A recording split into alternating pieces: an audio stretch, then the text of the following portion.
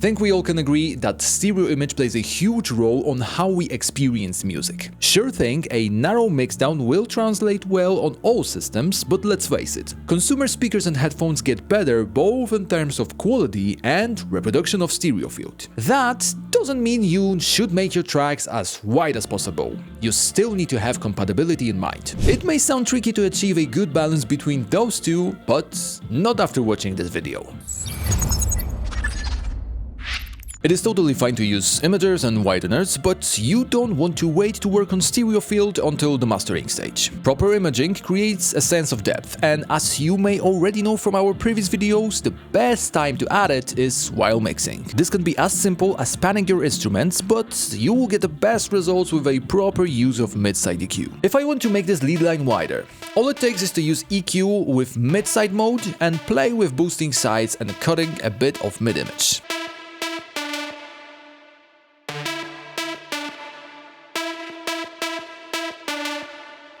There are many different graphs and cheat sheets on which frequencies to boost or cut, but the best way is still use your own taste and the whole context. Same process applies to the whole mix. Open mix room and set 2 bands. Use one of them to reduce the level of low frequency content, and the second one should be somewhere near your high top end. Once you boost it by a couple of dB, you will hear the whole thing open up.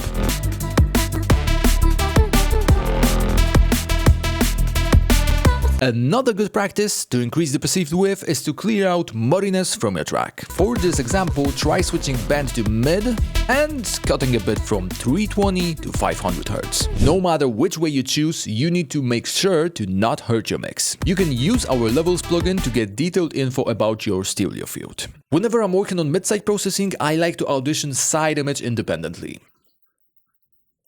That gives great idea about all the cluttering frequencies and how much room I have to boost sides. It's a great practice to check levels frequently to not overdo your adjustments. Just keep an eye on correlation meter and keep it close to +1 to avoid phase issues. But what if there is still room for improvement, especially if you compare to other songs? It all starts by loading reference track inside our reference plugin. Once you switch on stereo width on Trinity display, you get an intuitive view of your stereo field across the whole spectrum. Once you switch to reference track, you can quickly make some comparisons. I like to use the combination of reference and levels for this task. If the range of your reference track is wider, it means it has more side information. To double check it, put levels after reference, switch on sides, and then get back to reference and select the range you want to listen to. Quick reminder, as the overall width may vary depends on arrangement, make sure you compare similar or same sections.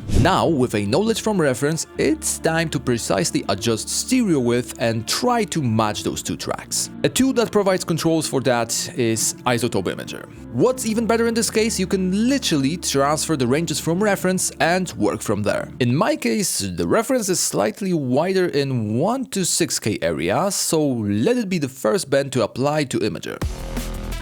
Now let's boost this range a little. Second thing to do would be to decrease the width around 10K and above. To be honest with you, I don't like what it does to my mix at all. And that's what matters the most here. We have many videos on our channel focused on mixing and mastering tips. But the most important tip should always be to follow your creative decisions and how you want your track to sound. If you want more tips on starting points and adjustments to make to level up your mixing, don't forget to hit that subscribe button. Third adjustment goes as low as 100 Hz. I know it may sound risky to increase the width of the lower frequency ranges, but as you can see, once I boost it, it doesn't hurt my correlation at all.